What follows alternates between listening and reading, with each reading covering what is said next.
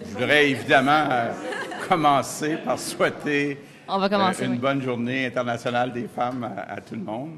Écoutez, hier, le gouvernement a déposé sa politique en matière d'immigration.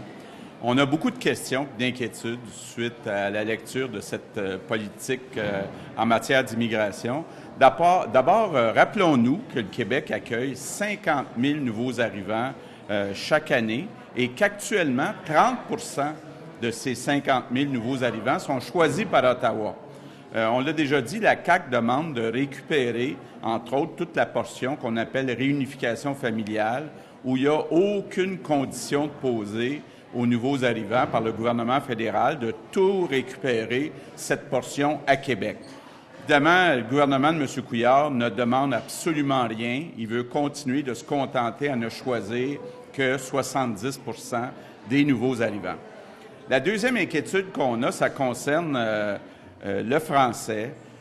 On a des vœux pieux dans la politique d'immigration, mais il n'y a aucun cours de français qui est obligatoire dans la politique d'immigration. Rappelons qu'en 2014, selon les dernières statistiques disponibles, 41 des nouveaux arrivants ne parlaient pas français. Donc, évidemment, quand on accueille 50 000 nouveaux arrivants à chaque année, c'est un demi-million au bout de 10 ans, qui vont à peu près tous dans la grande région de Montréal.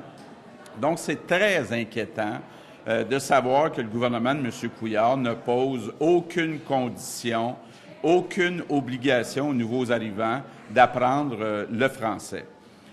L'autre inquiétude qu'on a quand on lit la politique d'immigration, c'est qu'on dit que pour des raisons économiques, ça prendrait 60 000 immigrants au lieu de 50 000 pour être capable de garder la même population active qu'on a actuellement.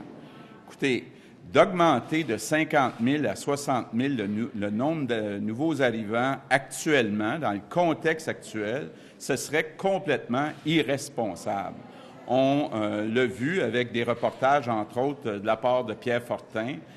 Si on augmente le nombre d'immigrants de 50 à 60 000, ça pourrait poser des problèmes de cohésion sociale. On le voit aussi que même économiquement, des experts ont démontré que c'était coûteux. Donc, actuellement, dans le contexte du taux de chômage qu'on a, dans le contexte où on a des problèmes graves d'intégration, qu'on n'a pas assez de cours d'intégration, pas assez de cours de français, qu'aucun budget n'est annoncé par le gouvernement de M. Couillard, ce serait irresponsable d'augmenter de 50 000 à 60 000 le nombre de nouveaux arrivants chaque année. Donc, évidemment, on va avoir des questions.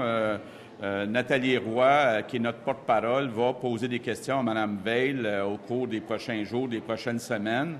Mais actuellement, M. Couillard nous fait susciter beaucoup d'inquiétudes concernant le nombre d'immigrants, concernant la francisation des immigrants, concernant aussi tous les immigrants qui sont choisis par le gouvernement d'Ottawa. Il ne demande aucun pouvoir additionnel pour avoir un Québec plus fort qui défend mieux son identité.